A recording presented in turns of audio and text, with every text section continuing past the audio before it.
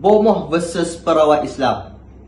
Yang mana satu yang anda akan berjumpa untuk dapatkan rawatan? Dan kaedah yang mana dimurkai oleh Allah ataupun diredai oleh Allah? Jadi saya akan terangkan serba sedikit. Sebelum tu jangan lupa like, komen dan share.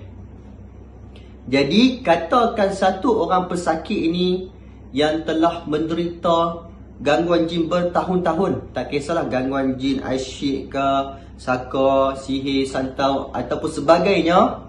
Bertahun-tahun menderita kesakitan akibat gangguan jin. Di setiap langkah ikhtiar untuk mencari kesembuhan akan dihitung, akan diambil kira oleh Allah. Cuma adakah rawatan yang dilakukan oleh pesakit tersebut diredai oleh Allah ataupun dimurkai oleh Allah? Jadi saya akan bagi dua contoh untuk anda faham. Contoh yang pertama, satu orang pesakit yang telah menderita bertahun-tahun akibat gangguan jin, menderita kesakitan bertahun-tahun, dan pesakit ini mendapatkan rawatan dengan perawat ruqyah syar'iyah. Jadi bila mana satu orang pesakit dia berjumpa dengan perawat ruqyah syar'iyah, perawat Islam yang mengikut ruqyah syar'iyah, dia akan memperolehi pahala di setiap langkah ikhtiar untuk mencari kesembuhan. Yang tu poin yang pertama. Poin yang kedua, bila mana seorang pesakit berjumpa dengan perawat Islam yang mengikut ruqyah syar'iyah, jadi perawat ini akan ajarkan kepada pesakit tersebut amalan, zikir, doa, ayat yang diajarkan oleh Nabi supaya pesakit ini boleh amalkan sendiri.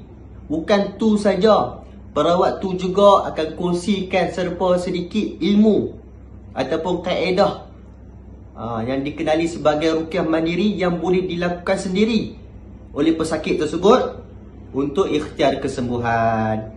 Jadi selama mana pesakit tersebut mengamalkan kaedah-kaedah yang disyorkan, amalan-amalan zikir, doa, ayat Quran yang disyorkan oleh perawat tersebut, akan dapat pahala.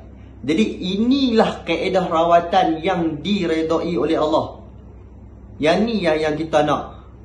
Jadi contoh yang pertama. Contoh yang kedua, satu orang pesakit yang menderita kesakitan akibat gangguan jin bertahun-tahun, belum diberikan kesembuhan, dia pergi jumpa dengan perawat yang melanggar syariat Islam, iaitu bomoh ataupun dukun.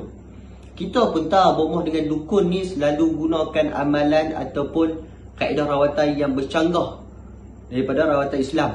Dia gunakan amalan dan kaedah rawatan yang syirik.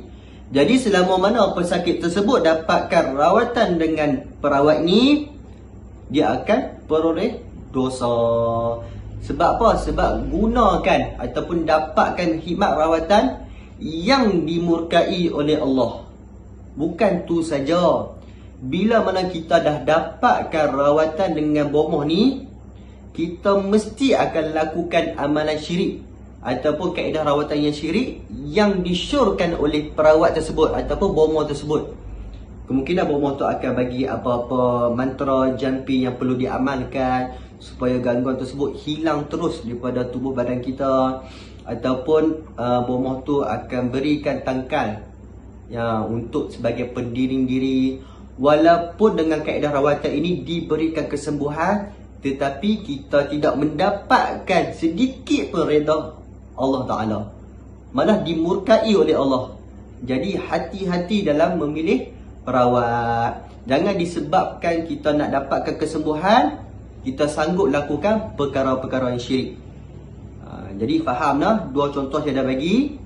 Jadi jangan sesekali kita dapatkan rawatan dengan bomoh. Teruskan niat sungguh-sungguh berdoa dengan Allah Ta'ala dan dapatkan rawatan dengan perawat Islam ruqyah syar'iyah.